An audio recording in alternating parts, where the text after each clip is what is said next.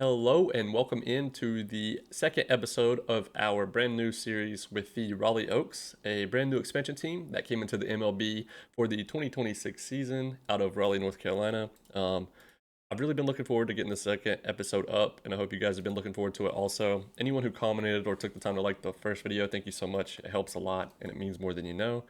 But yeah, enough of that. I'm ready to get into it. We got a lot to do this episode. We have free agency period is still ongoing. We just finished the draft, which is where we left off. One thing I wanted to do that I didn't get to show you guys last time is our owner. I don't believe. This is his traits, I guess you would call them. He's a demanding owner. His expectation is to achieve a winning record. That's pretty ambitious of him with an expansion team. But thankfully, physical personality, involvement, and priority, he's pretty balanced there, which is really nice. So hopefully he won't bug us with the finances too much. And if you did miss those, here those are again. Um, as for Montreal, we'll look at their owner as well. Just out of curiosity, patience, he's unmerciful. Involvement, he's interfering. He wants them to reach the playoffs this season. Wow, feel bad for their manager and GM. He's going to be down their neck. But their physical personality as well is normal, so that's good. We won't have another Pirates or Reds or one of those owners who are looking to restrict the budgets in the league. Yeah, so we're going to be establishing our needs. We have a glaring, obvious need of pitching, of course. There's no pitchers in our minor system. I did go through and offer a lot of minor league contracts. I'll probably continue to do this off camera because this will be kind of boring for you guys, I assume.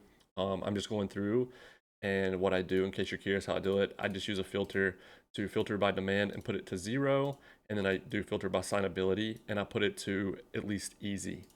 That way it's showing me everyone who is easy to sign and they don't have a demand for any money. But yeah, so pitching is going to be a big need. We're going to be scouring free agency for that, of course. I feel like Bowden is definitely going to go into the rotation. I think he should do okay. I think right now it has Frasso projected to also go in the rotation. I don't like the third pitch there. He's probably going to go to the pin. He also wants to be in the rotation, but I see him more coming out of the pin for us unless we get pretty desperate, and it depends how free agency goes. Next up is Britt Hedrick. I think he could be in the rotation. We're going to be using a lot of these guys that we actually drafted in the expansion draft, of course, because we're brand new, and I don't want to go super crazy in free agency and jeopardize our future or anything like that. I don't want to do anything dumb.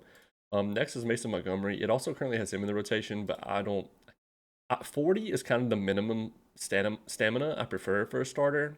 Um, he could possibly do it. I mean, he does have 3 solid pitches, but I just see him more out of the pen with that control. So yeah, Andy Lara, his pitches just aren't there. I honestly don't even know if he's going to start on the team in general this year. I don't know. Like he has potential to be a rather solid pitcher, of course, but his stuff versus lefties is very low. He doesn't really his pitches haven't filled out yet. So he's to be decided on if he's even going to make the roster. Spring training, of course, is going to be sort of like a tryout and tiebreakers for a lot of these guys because we have a lot of similar type players that we were able to draft. On the offensive side of things, I don't think we'll be making too many signings unless there's an obvious upgrade. I feel like we actually did okay after getting the look. This is just strictly from asking my bench coach for depth charts and lineups, just getting an opinion. I do feel like Will Benson is one of our best players, but we took a chance on him anyway, knowing that he was already hurt for 3 months, so he will be starting on the IL, of course. Once he's back, I think it'll be exciting. He had 261 plate appearances last season with Cincinnati, and he did okay. I mean, he was league average, so that's all we can ask for with a lot of these guys.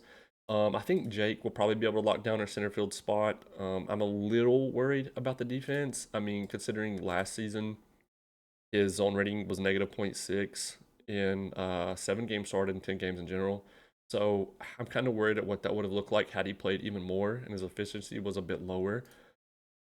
I want to give him a chance, but I don't know if he's actually going to be good enough. Thankfully, I feel like we do have someone good enough waiting down here. Victor Mesa, he doesn't have any major league reps, but looking at his defense in AAA for center field, his zone rating was at least in the positive of 2.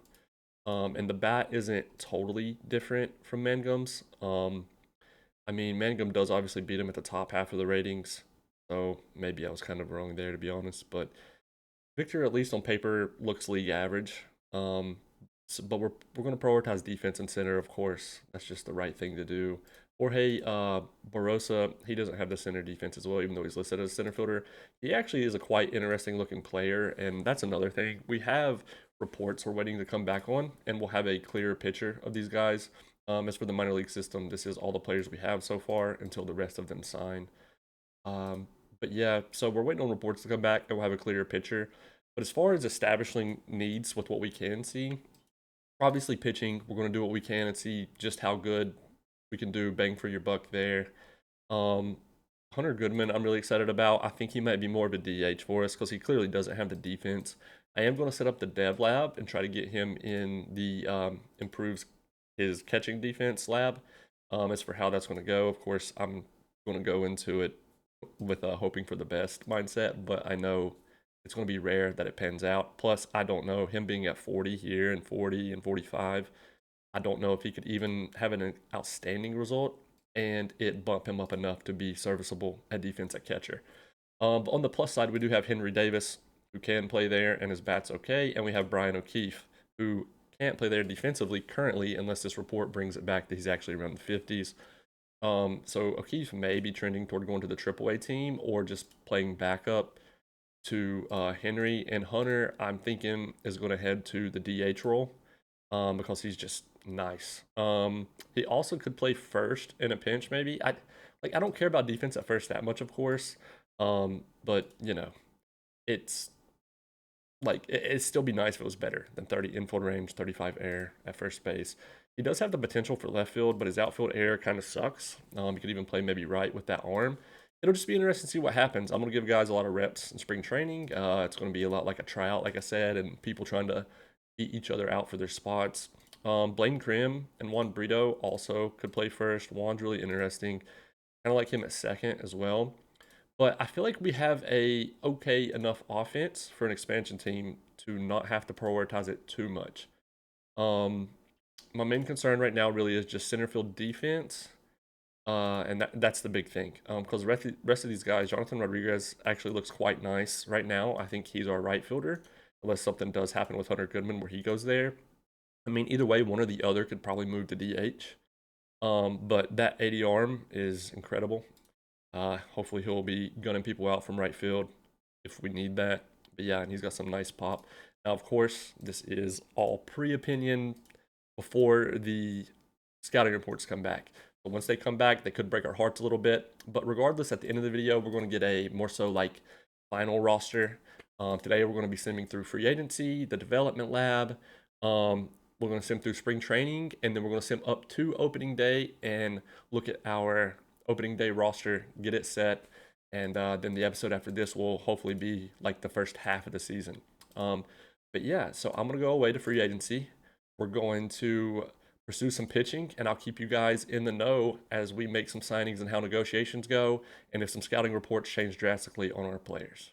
So, in the midst of all of the negotiating and scouting, the MLB draft lottery results came through, and I did have it set up to where both expansion teams, being us and the Expos, get the number 1 and 2 picks, but we still have to go through the lottery.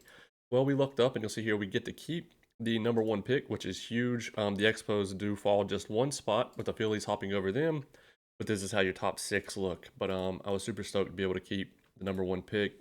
Hopefully, we can make the most of it. Get you guys up with negotiations. We haven't signed anyone yet, but we have made some offers for the pen and potential starters. Now, there's a lot of mess here of minor league contracts. You can ignore that. But some players we're pursuing are Caleb Ferguson on a 2-year, 3.8 million AAV deal. He looks rather solid. Tons of scouting reports came back on these guys and our own players. And I'm happy to say a lot of our players stayed relatively the same as we already knew them. So that's encouraging. But yeah, so Caleb Ferguson is one we're pursuing. Up next was Alexis Diaz. We're also pursuing. He was rather cheap. His report still hasn't came back, but we did have high accuracy on him already. But it's quite old. It's from November, so we were trying to get an up-to-date one. That's roughly like almost a full month, about 3 weeks to a month old. So we're trying to get a better one there. Next, Brady Singer, 1 year deal. A lot of these are 1 year deals aside from Caleb Ferguson. He would be slotting into our rotation if we manage to land him. Um, Next was also Ryan Presley. This was also looked like it would be a really solid signing for us. A lot of these guys were rather on the cheap side, in my opinion. The most expensive being Nestor Cortez, who isn't phenomenal, but he wanted 14.4 for like 3 years. We were able to talk him down to 1 year, and he just recently told us that we're the front runners leading the negotiations for now.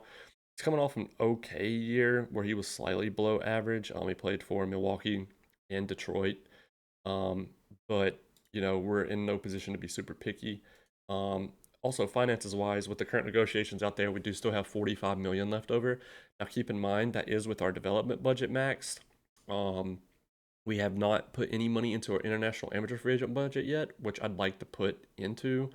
And we did set up our development budget, and I just put it to the recommended draft slot amount.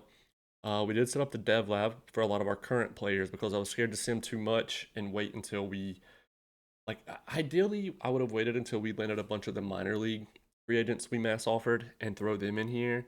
But if you wait too long, of course, you won't get to do some of the better development lab options. So I did set up some of the guys we already have. I did leave the development lab at the default slot of 8. Sorry about that. But Hunter Goodman, we're going to try to improve his catching defense. Like I said earlier, I don't know if it's going to be enough, even if he was to have like an outstanding result. Joey Estes, secondary pitch. Andy Laura, secondary pitch. Things like that you see here. Bowden, we're going to try to improve his stamina. Brent Hedrick, we're going to try to get the rest of that movement out of him. I think he is going to go into the rotation after actually getting to take a look after his scouting report. He actually ended up looking a little bit better. But yeah, Mason Montgomery, we're trying to get some stamina out of him, so maybe he could go into the rotation, but he's still a long shot. And plus, after all, the stamina ones are really tough to complete. But we're going to continue negotiating here and see what falls our way. Um, Personal message. Wow, there we go. Perfect timing. We actually just landed Caleb Ferguson, Ryan Presley, and Jordan Romano. So officially, our first ever free agent signed, in order of email anyway, is going to be Caleb Ferguson. I want to add him onto the team. Go ahead and slot him onto the active roster. So this is pretty nice. I mean, I can't lie. Our bullpen is on pace to shape up way better than I thought it would. And if you guys are wondering who's available in general in free agency, I can show you. I didn't think to show you that earlier. It's kind of a weak class. You'll see here like Edwin Diaz is the headliner, Devin Williams. This was an international amateur free agent that came in. And to be honest, I don't know what kind of competition there is to sign this guy. With that demand and our money left over, I mean, you could still say we'll have about 40 mil after we were to put this in to the international amateur free agent signing cap. Our scouting budget we haven't touched, but it's currently at 14.5, which isn't terrible. I do need to adjust these sliders while I'm thinking about it, though. Honestly, let's go. Let's go like this. 25. Bump this up. I don't like these being not 15 or 20 or 25. Like, let's do this. We'll go 40 there. We'll go rest into international. I think I like this for now. Um, but yeah, so we'd have roughly 40 mil left. We could see, I didn't get to request a report on him. We could see what players may be offering because he looks kind of nice. He would clearly play one of the corner outfield spots for us. Um, this would actually be a huge signing. Let's see. Another team has been an attractive offer. Unless I get a better one, I'll probably sign with them. 5 years. I mean, I'm not in the business of guaranteeing any players anything. We did. Caleb Ferguson is our official like longest locked down player, so to speak. Everyone else is going to be on a 1 year deal or arbitration, which I was trying to be very smart about making that a thing in the first place. Whenever I was drafting people in the expansion draft and in free agency currently, but I felt comfortable with Caleb being 29. In these bars that he would be okay to sign for the 2 years. I want I want to know your guys' opinion in the comments, though. We could wait till this comes back, but I'm worried he'll sign first because the report won't come back till for 3 weeks. I mean, we have average scouting accuracy. Apparently, we scouted him today. I don't know how that's possible. Unless, hang on, did it just come back in this email? It did, actually. Okay, so perfect timing. So it is still just average, but I mean, he looks pretty nice. He don't really have any platoon issues. His BABIP is rough, obviously. He does have more pop against the right-handed side, like 10 or right-handed pitchers. 10 more power there. Um, it's pretty cheap, man. I can't. He's only 26. I kind of want to take a chance. I kind of want to take a chance because I mean, look, right? Okay, so we're up to 11 pitchers as far as everyone actually making the roster. Laura is teetering. Um, Estes probably makes it. Brent definitely makes it. Mason makes it. Gaddis makes it. Brasso makes it. So what I'm trying to say is we have 11 of our ideal 13 to 14 pitchers. We are still going to fill out our minor league teams. Maybe we can look into some like 4A guys, so to speak, that'll hang out in AAA. That'll probably bounce up and down due to injuries between AAA and the major league team. Um, so I think we're going to take a chance. I think we're going to take a chance. He'll probably play left field if he could figure out the rest of those left field bars. I just think this would be a massive signing. I want to know your guys' opinion if I'm crazy for this or not. I feel like this isn't too crazy. Like, I say this, but I'm second guessing it. I mean, our budget for the upcoming year is 230 mil. It's projected to rise by 2 mil and stay there for the next 2 seasons. And like I said, we're not locked into absolutely anything. Um, I would imagine, I don't know what our profit is going to look like for our projections. Let's see, year to date, yeah. So I guess this is projections, obviously. I'm curious. We're projected to be in the green by 75.6. Now, this is before spending any draft slot money as well. I did set it to where we only have to offer 3 players from the amateur draft a bonus to negotiate with him. And if you're curious on my settings, I did upload a video of game settings and my preferred settings, so be sure to check that out. And that is actually the settings we're using for this save. Um, we're making an offer. We're making an offer. I mean, I think we kind of go with the default of what he's asking, to be honest. It doesn't rise to anything insane.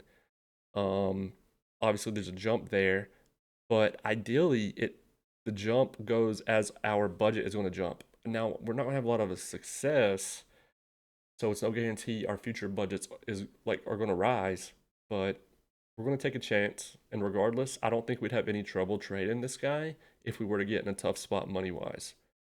Um, we're doing it. We'll go ahead and submit that offer. I'm excited to see what comes of it. Hopefully we figure it out rather quickly. But we got a little sidetracked there, checking out on some of these reports. There's Warming, Alexis Diaz. He's only won 1.5. I think. Did we send Alexis an offer?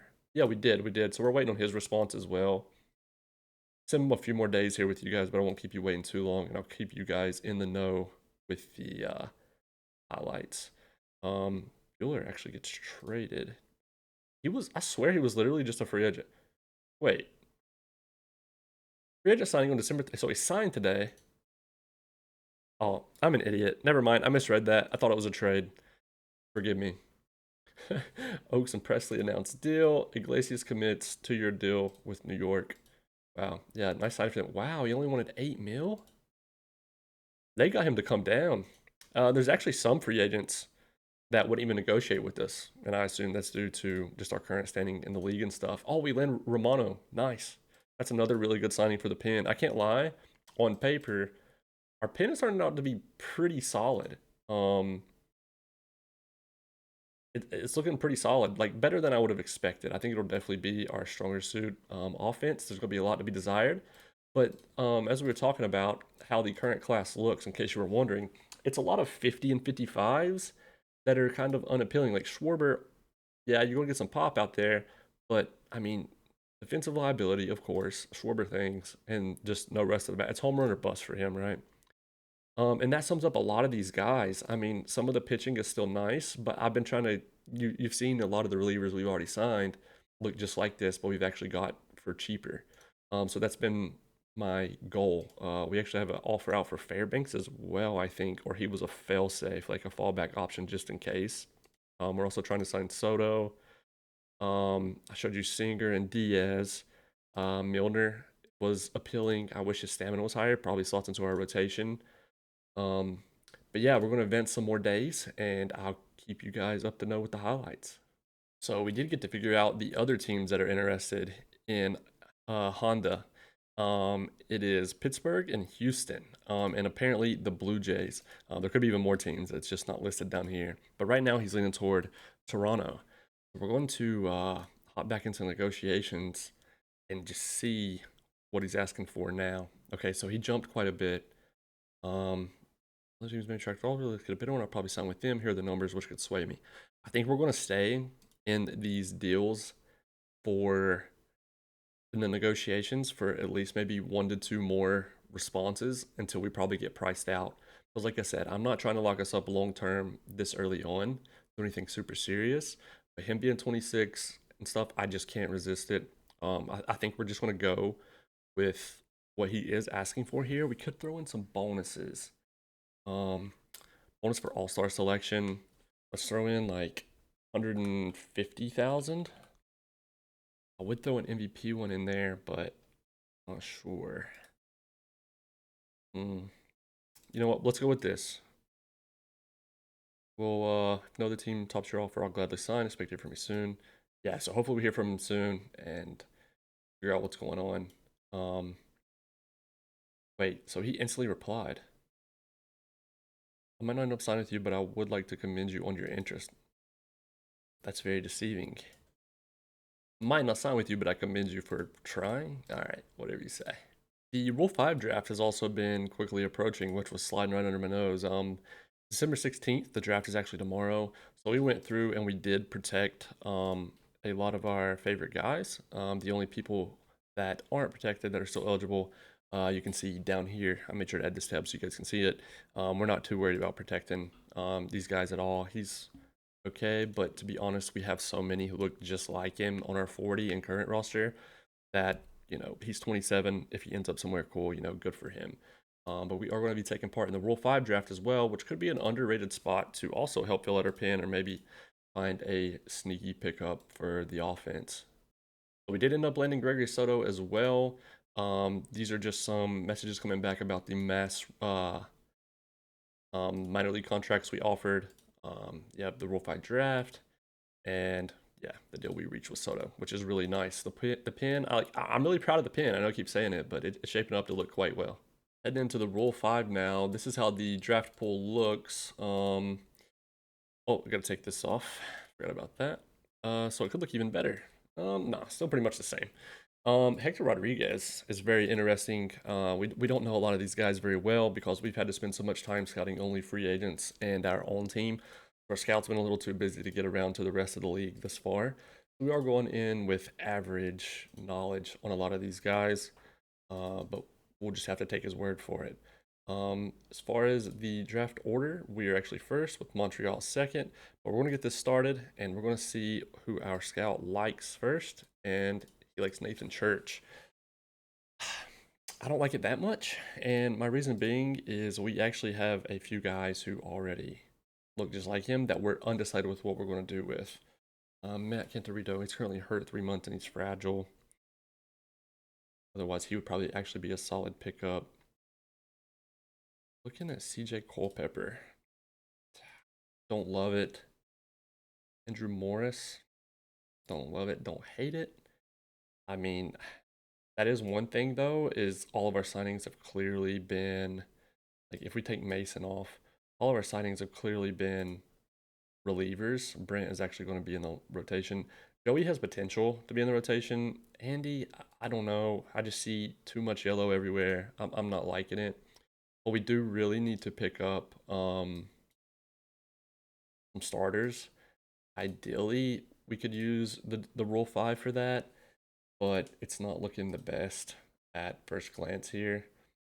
DJ's okay. I mean, it's mainly the pitches that are hurting me. I can live with low stuff if you've got the rest, right? But right now, it's just the pitches themselves not being filled out. Same with Davis Daniel. I mean, he's also for his UCL, so there's that. Andrew Morris as well without the developed pitches. Christian Scott's a little bit interesting. His are slightly more developed, um, and maybe he could come around up here, but he also kind of reminds me of Andy Laura a bit. I mean, also we could get. Oh man, why is he got to be out for 4 months? This would have been my pick instantly. 98 to 100 velocity. Just lacking the stuff, and we have high accuracy. Really tough. But we could always take some of these guys with the intentions of releasing them as well, and just kind of give them a spring tryout. Daniel Espino, actually interesting. That control is very scary. I mean, his walks per nine were 6.1. Well, that's only 7 innings pitched. With 31 inning pitched, it goes down to 2.6 in Double A last year. I mean, that's a lot better. But at Triple A, he only had 7 innings pitched, where he threw 5 balls and 6 strikes over 3 games. I can't lie, he's kind of appealing. We'll throw him on the short list for now. We'll request a scouting report on him regardless if we get him or not. Throw him down here, just in case. Anyway, we'll have to see what happens. So we've narrowed it down here, and I really like Hector Rodriguez a lot. Assuming his potential is correct, he could become quite the player. I feel he deserves a spot on a starting roster this year. But with that room to grow, it's pretty encouraging. But Hector, Sergio was quite appealing as well. But I kind of feel like we already got plenty like him. Some of these guys that are shortlisted are from the expansion draft that I never got the chance to remove. Um, the other one was Daniel Espino. I showed him a moment ago, of course. Looks pretty nice. These pitches look great. It's just the control he hasn't figured out yet. He has a high leader trait as well. He is fragile. He's very appealing, and we do need starting pitching pretty bad. The other one that caught our eye, did we forget to shortlist him? Was it Culpepper? Let me put it on starters only, see if that makes him pop up. I think we might have forgot to shortlist him. Who was it? Couldn't deep it. Maybe it was just Espino. Vesta also looks okay. Well, he had a miserable personality, which we're going to try to avoid if we can help it. Yeah, so we're pretty much stuck between Espino and Hector Rodriguez, and I'm stumped, very stumped. In a perfect world, somehow Espino falls, which honestly he could, because Hector's rated so high that he may be one of the first ones to go from AI anyway. I think we're gonna take our chance. It's okay. I would feel more upset missing out on Rodriguez than I would Daniel. So we're gonna take Hector with our first pick. And I fear the worst happened. We actually every pitcher we were interested in got taken. David Festa, the most heartbreaking one being Espino, who just got taken 2 picks before our second round pick. That's a tough one. That's okay though. Said I wasn't gonna be upset if we lost him. Turns out I lied. I'm upset, but it is what it is. I mean, looking at the rest, I don't think there's anyone here who blows me away. I feel like we easily have players of this same caliber on our triple A team or our major league team. Carlos is pretty interesting, but I don't think I want to do that because we've already got a bunch of decisions to make as is. And I mean, Andrew Morris is also appealing, but I think we're going to be okay between uh, what's left in free agency as well. So yeah, I think what we're going to do is we're going to go ahead and end the Rule 5 draft there and walk away with our first round pick of Hector Rodriguez. You guys got to let me know who you would have taken in the first round though. Well, I can't say I saw this coming, but it happened. We landed Panda, and he signed the last contract you guys saw me offer. He never came back with any other counters or anything. I was getting a little worried that he was like randomly going to pop up with a notification that he signed with someone else, and he signed with us, so we're obviously ecstatic. He's instantly our best player. And I'd say this is a pretty friendly contract. I mean, we get out of it at just the right time if he does start to fall off. But he's far and away going to be our best player, and I couldn't be happier. You guys got to let me know in the first place, though, if you guys would have even done this deal. But we're definitely obviously going to throw him on the active roster. But yeah, free agency is about to wrap up soon. And then we're going to have our spring training roster set up, and we'll sim through that. And then you guys will help me pick out our opening day lineups and pitching staff. Another nice little surprise that just came through is after another scouting report on Mason, he actually gained 5 stamina. You'll see here his stamina improved up to 40, and I do like 40 to be my cutoff to be considered if you should start or not. And I mean, he does want to be in the rotation, and the projected role is a starter, so I don't hate it anymore. I think we're going to roll with that for sure. I probably will change this up some now. This was me counting on him not getting his stamina, and this is before he also even finished his development lab that we still have going on. So he could gain even more. I'm also a little worried. Imagine it just absolutely tanks his stamina. That'd be our luck. But two of the uh, ones we did set up have both so far. Nothing came of them. No good or bad. Hunter Goodman didn't realize his catching defense, so he's probably going to bat DH. Still feels phenomenal to just even see Handa's name here. I can't believe we landed him. I'm ecstatic. Funny enough, he's actually supposedly the 5th best center fielder in the league. He's obviously not going to play there for us. Throughout spring training, we're going to try and have him learn left field. He can clearly already play right field, but it'd be nice to have the flexibility to have him be able to play both. As far as other signings we made, this is our staff as of now. Moving Mason over, you guys can't quite see it, can you? Let me move the face cam. Why not? Let's slide over here. Boom. Looking down here now, moving Mason to the bullpen, that relegated Brent into the pen. Moving Mason into the rotation. Sorry, not the bullpen. That relegated Brent, Nick Frasso, Freddie Singer, Nestor Cortez did sign, and then of course Bowden, who was our very first ever player for the franchise. And then we landed, of course, a bunch of relievers. This isn't how we're going to have it set up. I like to actually for spring training have everybody set to middle relief. As far as who's going to be our closers and setup guys, that's going to be up in the air. So we'll have to figure that out. There is some interesting players still available in free agency that maybe we could do a little better than say Gaddis, which Gaddis isn't terrible. I don't hate him. Or better than even Hedrick. I feel like this 40 is doing him a little bit of disservice. I mean, because when you look at him, he's not that bad other than his movement. Of course, some balls might fly out of the park on him, which is going to really suck. That's the case. But his home runs per 9 in AAA and Major League last year wasn't all that bad. But as far as the leftover free agents, this is how that's looking. Edwin Diaz is still there. He's wanting a pretty penny of 31.6 per year. Devin Williams is wanting 31.6 as well. Ryan Helsley, tough to say, wanting 21.3. I do have a view set up for free agent pitching and batting that shows their proneness and their demand, which is pretty nice. I recommend doing that. But yeah, the rest are all just kind of what ifs. A bunch of average players. We did offer Sir Anthony earlier. He's came back to us. He didn't like our deal the first time, but he came back and said he'd like to re-up in negotiations. I thought about giving him a shot, but he's not much better than what we have, other than his pitches are pretty nice. But that's still yet to be determined what we'll do. Another underrated signing we grabbed as well, I forgot about, is Tyler. Because his ratings aren't that bad, like his attributes when you look at him on paper. I mean, he had a bad year last year with Texas, with 124 FIP minus and an 82 ERA plus, but he just wanted a minor league contract that turns into 1.8 million for 1 year, if he gets promoted. Now, of course, with these contracts, it becomes a major league contract as soon as you add him to the secondary roster as well, not just your active roster.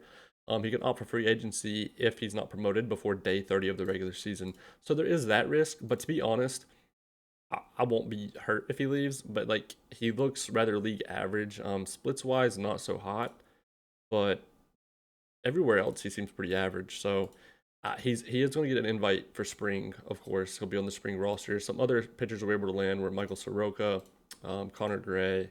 Nobody super crazy down here. Everybody that we currently have on our major league roster, I like better. But these are a bunch of minor league contracts we were able to land. And we're going to continue filling out the rest of our minor league teams, which is slowly happening. But I probably won't show that on camera unless anything crazy happens. I guess for now, I'm kind of content with where we're at. Um, as far as our roster goes, as far as free agency, this is just a Taylor Rogers minor league contract we're able to offer if he signs this. This would actually be a pretty decent pickup for a 4A type guy. He wasn't the best last year in Cincinnati, but that's okay. He is probably going to definitely have some use for us if we land him. Next up, we have the International Amateur Free Agency coming up. So we're probably going to skip to there. Any signings that I make my mind up on before then, I'll tell you guys about. But if I don't show any, then assume we're rolling with what we got. We have arrived at the International Amateur Free Agency, and we have our 4.75 million available. I'm not opposed to, if I see one I really like, offering him the max. That way we don't have to compete too much. We might not have a lot of pull because, of course, us being brand new, some of these other teams are going to have more pull than us, as well as more money slightly. So there is that. We did invite players. I think we got to run only two, I think two only of the IAFA trainings or invite camps, whatever you want to call them. So we didn't get to get super high scouting accuracy, but we did get to boost our relationship with a few players that we liked. Carlos Cornejo being one of them. There's actually a lot of interesting players. The highest potential that pops up at the top, Lewis. He looks okay, but what gets me with him is his personality and his defense. I'm just not a fan. Gabe Castillo does look quite nice. It'll be tough for him to increase his infield range, so he probably wouldn't be a shortstop, of course, but he's definitely more of a second baseman or third baseman, especially with the infield arm. He does have the work ethic and adaptability, which is nice, and he's durable. So we're really interested in Gabe. We'll just throw him on default short list for now. Another player we'd been inviting was Johnny Santiago. He is listed as shortstop as well, but he's kind of in the same boat of being a second baseman and can probably learn third base. He has a good personality and he has a high work ethic. Has phenomenal bars. I mean, these guys are just like 16, 17, so they're forever away from reaching this potential. But as we know, the IAFA free agents are just, I don't know, they're exciting and they're just massive what ifs, but it's rare that they pan out. Narrowed down some favorites here, and Gabe Castillo being one of them. He looks solid. He doesn't have the potential power there, but him being durable, of course, is nice, as we mentioned. Someone else was Johnny Santiago. I'm really leaning towards him right now. Um, we can probably hit some dev labs on him and improve his defense even a bit more. Um, but also, as well as teach him third base, hopefully, with that arm. Next one was Jorge Meza, or Meza, however you'd like to say it. Has a great personality, has good infield range.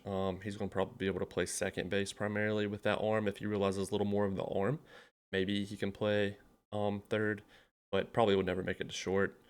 Checking his outfield range, though, that's something I forget to do sometimes. He doesn't have any there. He was an interesting player because of his personality mainly, but I think I still like Gabe slightly better. Next was Bobby Rodriguez. He's also really nice. This is actually a pretty good class. He just has a crappy nickname, Bobby Dookie Rodriguez. Crazy.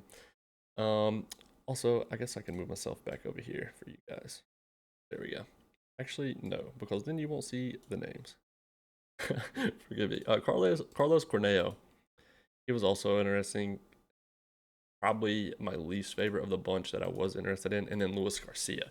He's very similar to the ones we mentioned above, being that they have very similar defensive styles.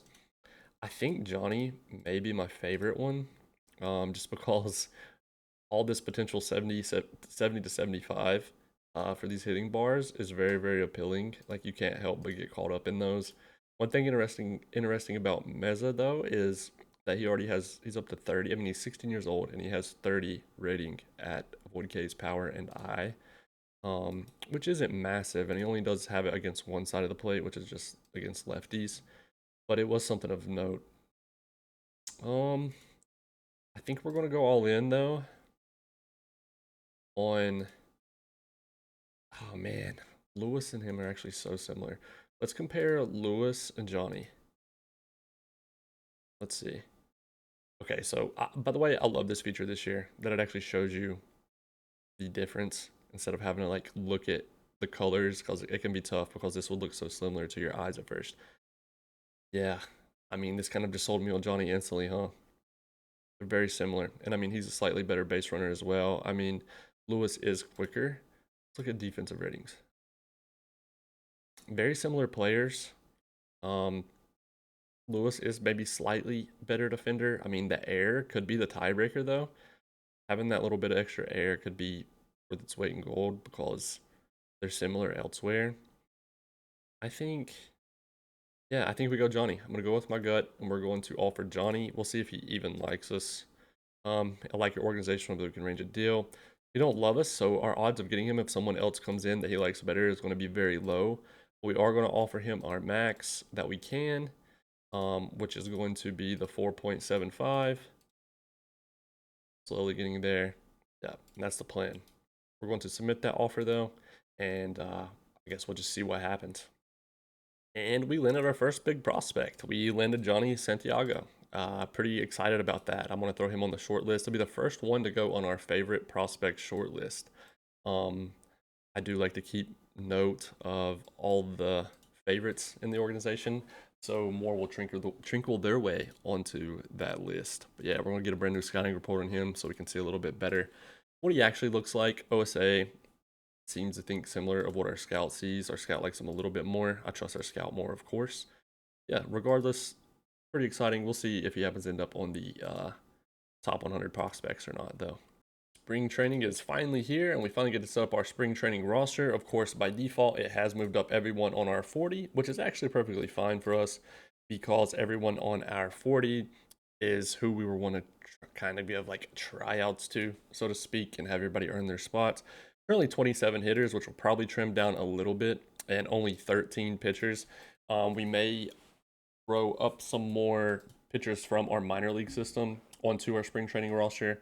But we're going to get the spring training roster set up and then we'll run spring training. And at the end of that, we'll take a look at the stats. And obviously, we got some clear favorites, right? That like Panda, he's going to win his spot.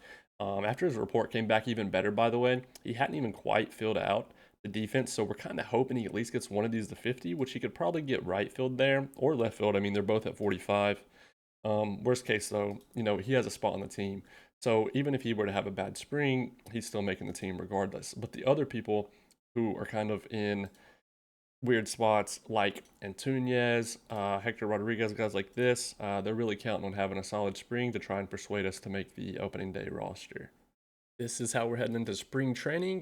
This is our offense and our lineups. Like I said, a lot of people here right now, but I am going to trim this throughout spring training. And anyone who is very obviously underperforming, that is kind of teetering on if they're going to make it or not anyway, we'll just go ahead and demote them. That way, the players we're more interested in can get more reps while in spring. We do have Handa starting in left to try and realize some of that defense there, but we do have every third game him starting over Jonathan in right field. We're rotating a lot. As you can see here, trying to get everybody reps, get some true judgment. The left-handed side of the plate looks the same way for now. This is the staff. We promoted some AAA guys up just to the spring training roster, not onto the 40, just to give some relief. During spring training, I do like to run a 6-man rotation, and I put all of my starters on a 50 pitch count. And the same with the offensive side, as I will do the same with the pitching side as I do the offensive side, where as we progress, whoever's obviously underperforming and aren't likely to make it in the first place, they will get demoted. That way, these guys that we really care about can get some more innings pitched during spring.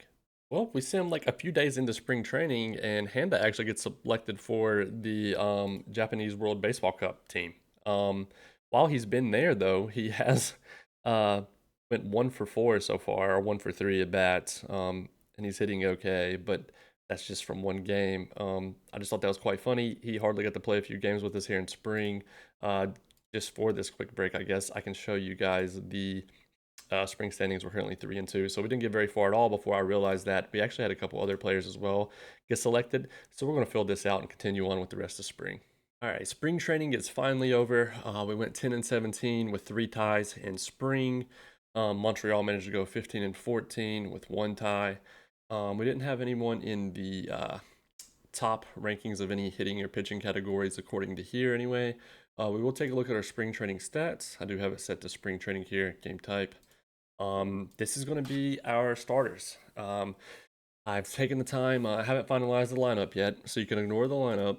But this is going to be our starters. It wasn't the prettiest spring, but we did have some standouts. How Lee surprisingly came up and did his thing. I was trending towards starting him in AAA this year, but he was far and away, as you can see, our best hitter. The OPS plus, of course, doesn't update here, but even if we sort by like on base percentage, he was our best hitter there as well. He probably will slot into the leadoff spot. That is probably where he'll actually end up. So that's one part that can be true. Next up, Alston. He won the second baseman spot. Nassim, he's here strictly for his defense. He didn't have the best spring hitting wise, but I mean, with these bars, what do you expect? But he did have a 240 average when it was all said and done. But yeah, I'll just give you guys a quick glance because we'll save the true lineups and depth charts for the next episode, of course. But this is how our offense is looking. The starters are at least correct, probably, but the lineup is not as far as order. So yeah, I'm excited. Handa, it actually did pay off. He did manage to get to 50 plus in left field, and he got to 55 in left field, and in right field he actually got to 50. So he's now, competent at both spots, but we are going to be starting him in left field just because the arm isn't quite as high as we would like. He did have a rough spring. He finished with a 194 average, but he did get a late start to spring because he played for Japan in the WBC, where he also struggled a little bit. So that's a little, it's hard not to be a little pessimistic about that, but I've got high hopes for him. I mean, he looks solid on paper, so all we can do is hope for the best. On the pitching side, this will be our rotation. The entire staff is set up. This is how we're going to go into opening day, but we'll touch on it again, of course, in the next episode. We'll go over it one last time just for a refresher before we actually sim some games finally in the next episode. But this is how our staff and bullpen is looking. We do have 3 lefties in the starting rotation. We might slide these around a little bit just to get a little more variety, so it's not 3 lefties in a row, which we might do for next episode as well.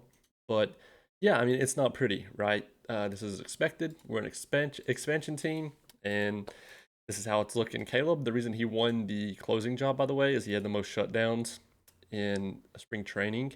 Brent had some time in the bullpen, and he had a decent amount as well. But Caleb was also already wanting to be the closer, so he did lock that down. We do have Soto and Presley coming in as our setup guys. They're looking about league average, other than Soto is well above average with his pitches specifically. Brasso's coming in as a long reliever, but we'll touch this up some for next episode, of course. As far as our top prospects go, there's nothing too crazy. Hal is actually going to be our top prospect. He came in ranked 130th. And yeah, I mean, the rest are all guys we also got in the expansion draft, other than Jordan is a guy that our scout had found. No, actually, he was a minor league free agent signing. Okay, I thought he was one that our scout had found. When your scout goes searching out in other countries and stuff. We will check out preseason predictions really fast while I'm thinking about it. But yeah, I'm really excited to get the season underway. It's going to be a long one. We're projected to win 61 games, 61 and 101. 8 behind the Rays. Throughout the season, we're going to try to be taking advantage of the waiver wire. We're not going to cheese it and grab people off waivers and then trade them and rinse and repeat. We're going to genuinely try to grab people off waivers we find useful. We're going to do a lot of min-maxing, so to speak. We're going to manage the heck out of the team and hopefully improve over the course of the season, but it's going to be a very, very bad season. We're ready for that, but if anything, maybe we have a good draft pick next year to look forward to. We'll check out the NL side of things. Of course, we have no hitters or pitchers here, but Garrett Crochet is projected to be the top pitcher in the AL, and Alvarez and some more here you'll see are projected to be the best hitters. Let's look at the NL side of things, see where Montreal stand. Montreal is projected to finish, wow, 78 and 84. What kind of signings did they make in nothing crazy, actually. That's not fair. I think the game is just biased toward Montreal. Interesting. OSA. Interesting. They don't have anyone either down here, but there's the projected top NL hitters. But yeah, once again, that's going to do it for this episode. Thank you guys so much for watching, and I will catch you in the next one.